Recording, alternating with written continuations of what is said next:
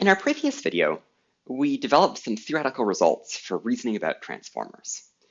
And in this video, we're going to take advantage of those to try and understand an actual one-layer attention-only transformer, and to really get to a point where in principle we could fully understand it if we were willing to put in the effort.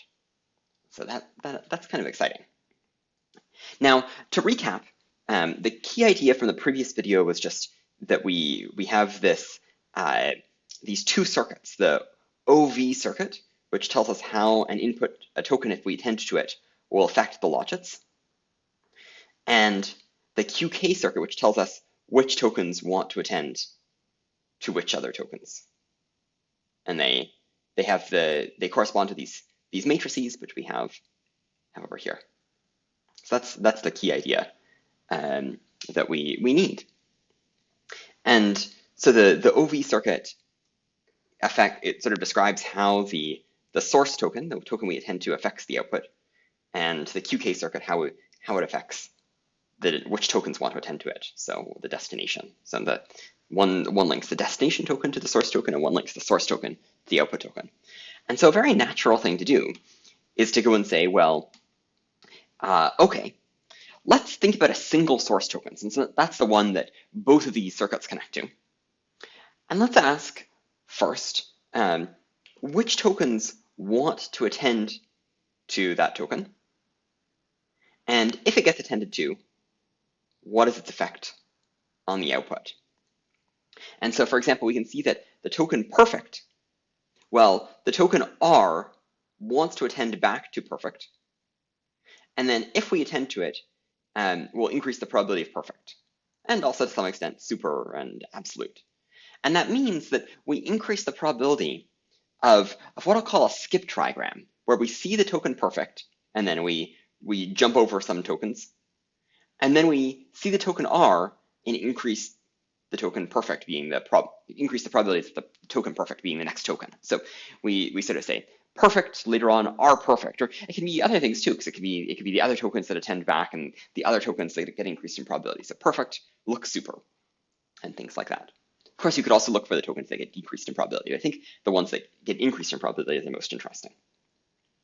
And we can do this for a bunch of things. So large, bunch of tokens want to attend back, increase the probability of large and small, and that results in increasing the probability of skip trigrams like large, using large contains small.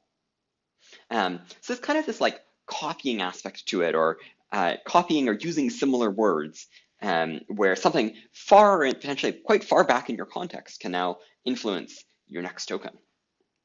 For numbers, we see 2, and the token 1 wants to go and attend back to that and predict 2, so we say 2 and then 1, 2. But it can also be 2 has 3, and there's obviously lots of other skip trigrams that are getting affected. The next couple are interesting. So this lambda one is really related to LaTeX, which is a typesetting language for scientific documents. And lambda is a keyword that's it has to be preceded by a backslash. So we see all these cases where there's backslashes that want to attend back to it, and then increase the probability of lambda. So we have lambda, backslash lambda, but also other things that could be in LaTeX, backslash escaped in our special commands like operator. This NBSP one is from HTML. So in HTML, there's some characters that you can't write, or you're supposed to go and write them using ampersand and then a special code or words that represents it. And so NBSP is non-breaking space. And so if we've seen it once, maybe next time we see an ampersand, we think we're going to say go and write a non-breaking space character. And there's other things it could be, like this greater than is another one that it could be. And great.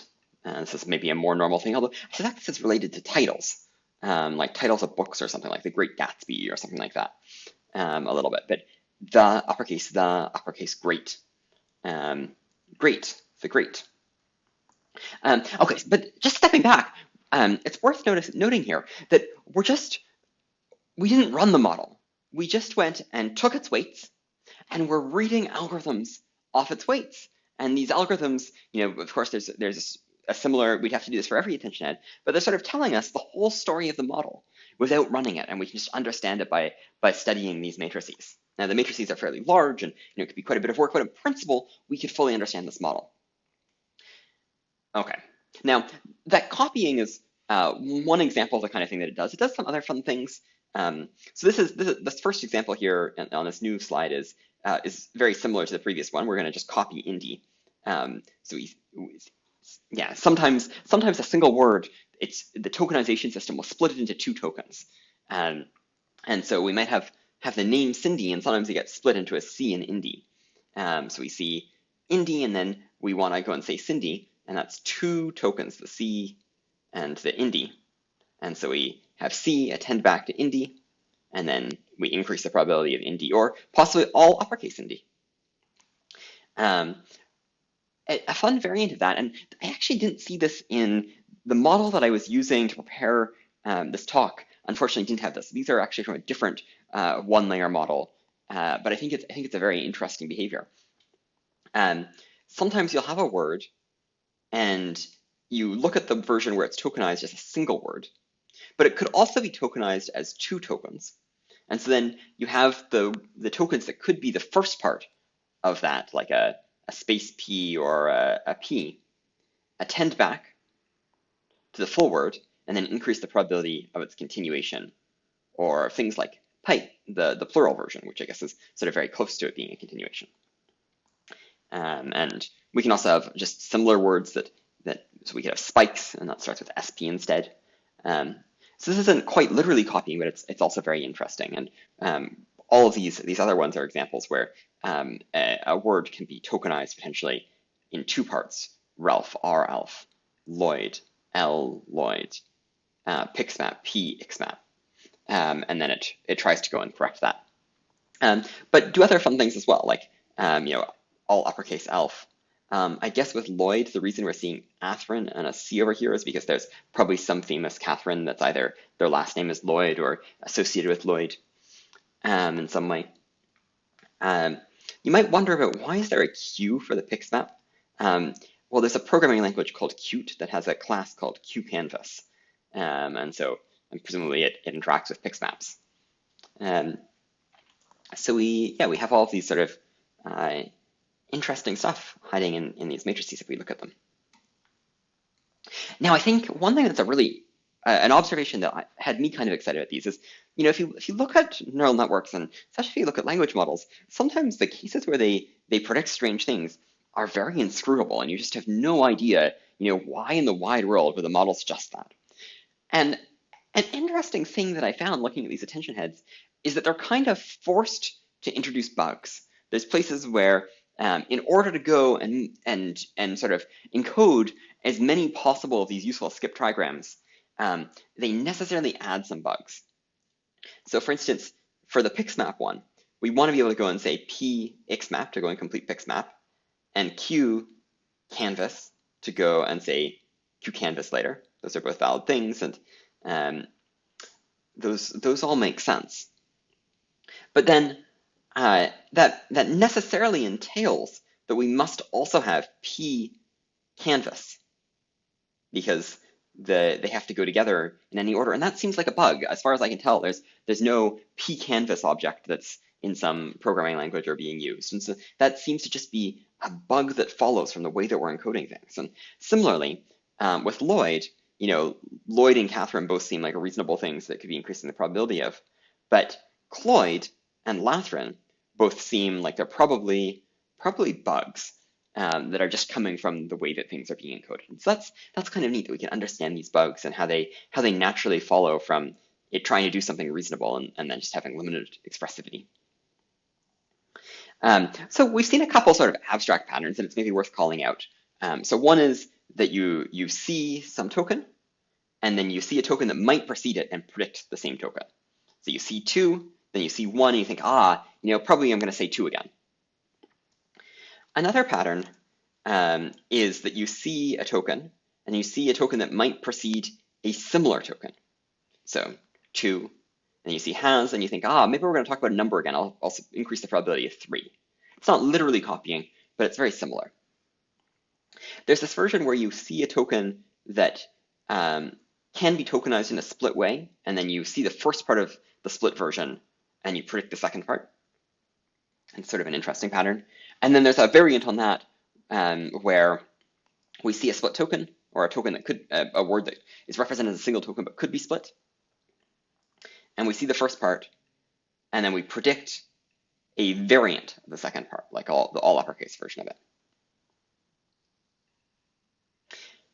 Now, this might give you the impression that all of the attention heads are copying, and that impression wouldn't be far from the truth. From the model that I was looking at as I prepared this talk, 10 of its 12 attention heads are really doing this sort of copying behavior. But there were two that weren't, and those two actually are kind of interesting because they're primarily positional. So remember the QK circuit that we're describing, for simplicity and because people handle positional information in various ways, depending on whether they're using positional embeddings or rotary attention or things like this. We elided the positional part, but some attention heads care a lot about position. And so we have some attention heads here that primarily are gonna care about position. And so one interesting pattern there is you'll have these attention heads that mostly attend to the present token, and you'll say, it seems, you might ask, well, why in the wide world would it do that? If anything that it could do by attending to the present token, it could also go and do by just going and writing down that, we have that term in our equation that just goes directly down the residual stream and where the embedding directly affects the unembedding. So it could do that. But you have these these attention heads that mostly attend to the present token, but sometimes attend a little bit further back. And often in cases where the tokenization, the thing that sort of spiritually you'd think of as bigram statistics, really lives with a token that's a little bit further back. So first, let's look at one where it's just literally doing bigram stuff. So we see the token corresponding as probably our present token, and we increase the probability of 2 and 2 and 4 and markup and width. So corresponding to, corresponding for, corresponding markup, corresponding with, those are all very reasonable things to go and complete, and those seem very bigramish. But then we have an example of the token coince. And presumably that's part of coincides. Actually, in this case, if you do look at the QK portion of this, if you look at the circuit, there's a positional component and a QK component. And the QK component, the token component, is having the token ides attend back to coincide. But the coince part is a lot more informative than the ides part, maybe. And so about what the next token is going to be. And so looking at coince and being able to predict with or closely, coincides with, coincides closely, that maybe is more useful. Similarly, if you have the token kunt, well, just seeing the apostrophe T, it gets split into two tokens, and just seeing the apostrophe T doesn't really tell you what's going on. So maybe it's more helpful to go and look at the couldn't part and say, couldn't resist, couldn't compete, couldn't stand, couldn't identify. And similarly, when we have shouldn't, looking at the shouldn't part is maybe more informative than the apostrophe T, because you can then say shouldn't have, shouldn't be, shouldn't remain, shouldn't take. And those are actually kind of different, maybe than the most likely things for couldn't.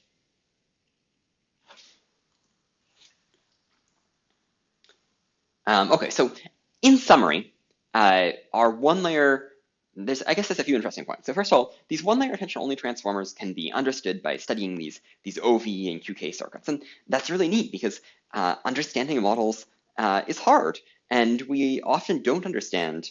Well, it's I think there's often a lot of pessimism about whether we can understand neural networks, and this is an example where we can succeed, so that's fun. Really, in principle, we could fully understand this model. Transformers desperately want to do meta-learning.